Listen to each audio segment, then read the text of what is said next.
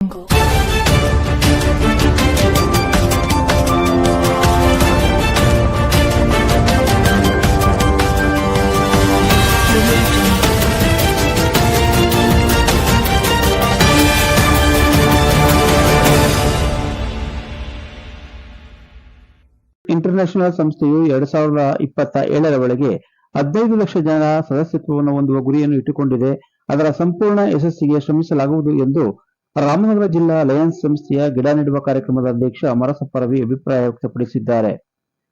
ಅವರು ಚಿಕಾಗೋ ನಗರದಲ್ಲಿರುವ ಲಯನ್ಸ್ ಸಂಸ್ಥೆಗೆ ತಮ್ಮ ಪತ್ನಿ ರತ್ನಮ್ಮರೊಟ್ಟಿಗೆ ಭೇಟಿ ಕೊಟ್ಟ ಸಂದರ್ಭದಲ್ಲಿ ಸನ್ಮಾನ ಸ್ವೀಕರಿಸಿ ಮಾತನಾಡಿದರು. 1917ರಲ್ಲಿ ಲಯನ್ಸ್ ಇಂಟರ್ನ್ಯಾಷನಲ್ ಸಂಸ್ಥೆಯನ್ನು ಚಿಕಾಗೋ ನಗರದಲ್ಲಿ ಮೆಲ್ವಿನ್ ಜೋನ್ಸ್ ಸ್ಥಾಪನೆ ಮಾಡಿದ್ದು, ಇದರ ಮೂಲಕ ಜನಸೇವೆಯನ್ನು ಮಾಡುವ ಉದ್ದೇಶವನ್ನು ಇಟ್ಟುಕೊಂಡು ಸಮಾಜದಲ್ಲಿ ಹೊಸ ಬದಲಾವಣೆಯನ್ನು ತರುವ ನಿಟ್ಟಿನಲ್ಲಿ ಸ್ಥಾಪನೆಗೊಂಡು ಸಂಸ್ಥೆಗೆ ಇಂದಿಗೆ 107 ವರ್ಷಗಳು ಸಂದಿವೆ ಎಂದರು. 1917ರಲ್ಲಿ ಮೆಲ್ವಿನ್ ಜೋನ್ಸ್ 38 ವರ್ಷ ಪ್ರಾಯದವರಾಗಿದ್ದಾಗ ಚಿಕಾಗೋ ನಗರದಲ್ಲಿ ಎಲ್ಲಾ ಉದ್ಯಮಿಗಳ ಜೊತೆಗೂಡಿ ವ್ಯವಹಾರವನ್ನು ಮಾಡುವುದರ ಜೊತೆಗೆ ಸಾಮಾಜಿಕ ಕಾಳಜಿಯನ್ನು ಇಟ್ಟುಕೊಂಡು ಸಮುದಾಯದ ಶ್ರೇಯೋಭಿವೃದ್ಧಿಗೆ ಶ್ರಮಿಸಲು ತೀರ್ಮಾನಿಸಿ ಬಿಸಿನೆಸ್ ಸರ್ಕಲ್ ಆಫ್ ಚಿಕಾಗೋವನ್ನು 1917ರ ಜೂನ್ 7ರಂದು ಇಂಟರ್ನ್ಯಾಷನಲ್ ಅಸೋಸಿಯೇಷನ್ ಆಫ್ ಲಯನ್ಸ್ ಕ್ಲಬ್ಗಳು ಸೇರಿ ಡಲ್ಲಾಸ್ನ ಟೆಕ್ಸಾಸ್ನಲ್ಲಿ ನಡೆದ ಅಂತಾರಾಷ್ಟ್ರೀಯ ಸಮಾವೇಶದಲ್ಲಿ 200ಕ್ಕೂ ಹೆಚ್ಚು ದೇಶಗಳು ಸೇರಿ 14 ಲಕ್ಷ ಜನರೊಟ್ಟಿಗೆ ಲಯನ್ಸ್ ಕ್ಲಬ್ ಇಂಟರ್ನ್ಯಾಷನಲ್ ಸಂಸ್ಥೆ ಹುಟ್ಟುಕೊಂಡಿತು ಎಂದು ತಿಳಿಸಿದರು.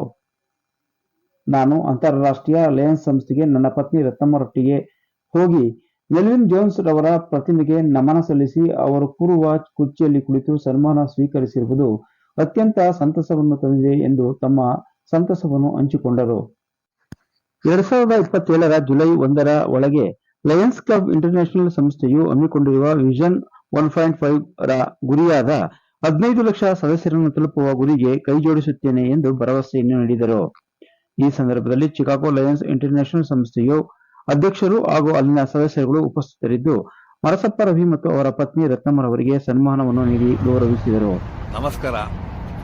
ಇವತ್ತು ನಾವು ಚಿಕಾಗೋಗೆ ನಾವು ದಂಪತಿಗಳ ಸಮೇತ ಬಂದಿದ್ದೀವಿ.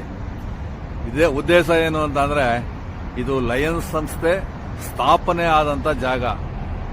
107 ವರ್ಷದ ಹಿಂದೆ ಈ ಮೆಲ್ವಿನ್ ಜೋನ್ಸ್ ಅವರು ಚಿಕಾಗೋದಲ್ಲಿ ಲಯನ್ಸ್ ಕ್ಲಬ್ ಸ್ಥಾಪನೆ ಮಾಡಿದ್ರು.